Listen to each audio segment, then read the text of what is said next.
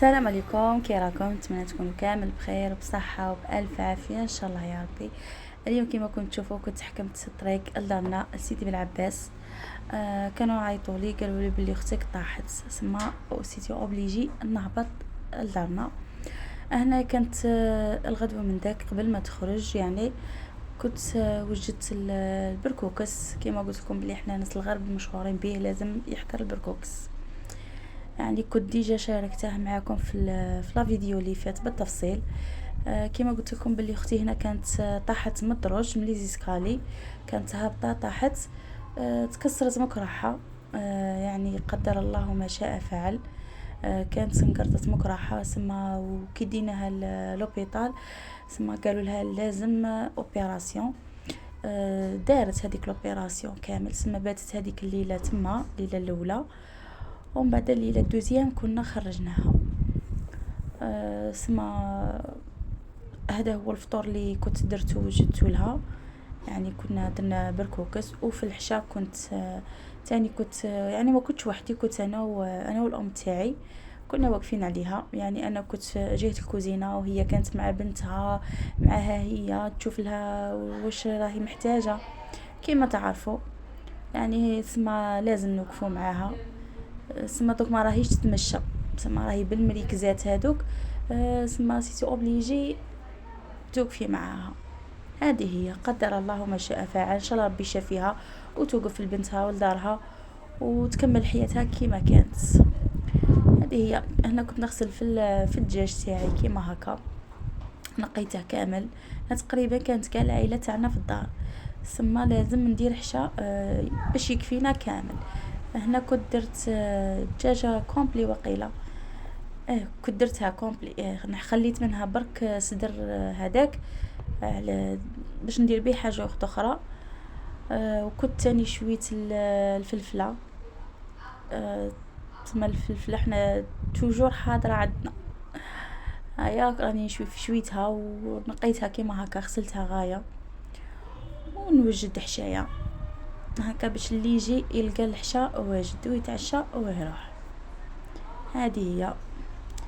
هنا تاني درت له هذاك الدجاج، درت له هذيك التتبيله تاعه، يعني سهله تتبيله. درت له شويه تاع الزعتره، شويه تاع الموطار، شويه تاع القزبر، شويه تاع لي زيبيس، كيري، راس الحانوت، الملح، الكيري.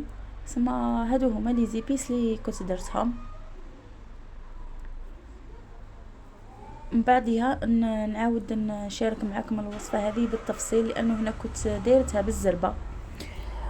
كما كنت تعرفوا كي يكونوا ضياف ويكونوا المرض في الدار وكامل، سما ما تكونيش مركزه مليح على هذيك. نعاودها معاكم ان شاء الله يا ربي يقدرنا برك. ما تنسوش خياتي ديروا لي جيم، ديروا لي ابوني، تبارطاجوا القناه تاعي مع احبابكم هكا باش يوصلكم الجديد تاعي.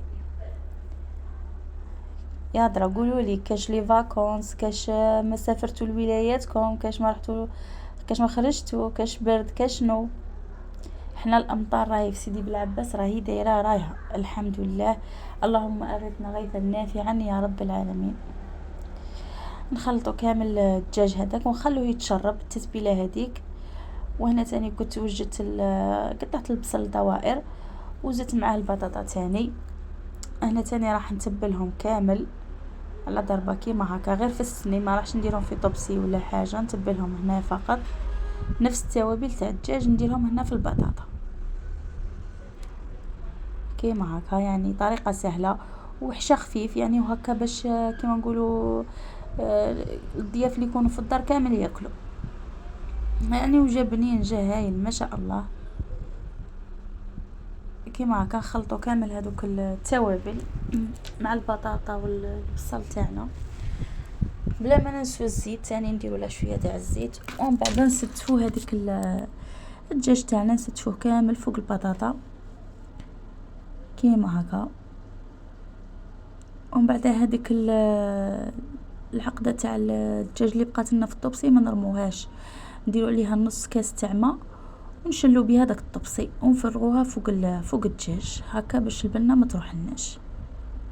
يعني هذيك هي البنه اللي راح تكون في الطبق تاعنا. هنا بعد ما حطيت كامل زدت هذاك الجوه من الفوق، رحت كنت ديجا غطيته بالالومنيوم والبابي كويسون ودخلتهم للفوغ.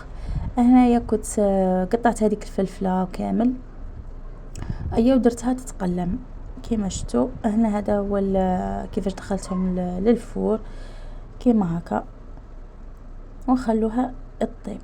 هنا هذه هي بعد ما طابوا. هنا الاضاءه راهي شويه ناقصه. هنا صايب بدينا نحطو في الحشا للضياف كانوا حابين يروحوا على بكري شويه وجدنا لهم الحشا حطينا لهم اتعشاو وكلاو الحمد لله يا ربي العالمين كيما هكا. يعني هنا الاضاءه راهي ناقصت لي شويه مي معليش حاولت باش نشارك معكم شويه من كيفاش فوت اليوم تاعي الاول في دارنا، يعني عند اختي مشي في دارنا. في دارنا مازال ما رحت. تنساوش تدعوا لاختي بالشفاء ان شاء الله ويعطيكم الصحه وشكرا.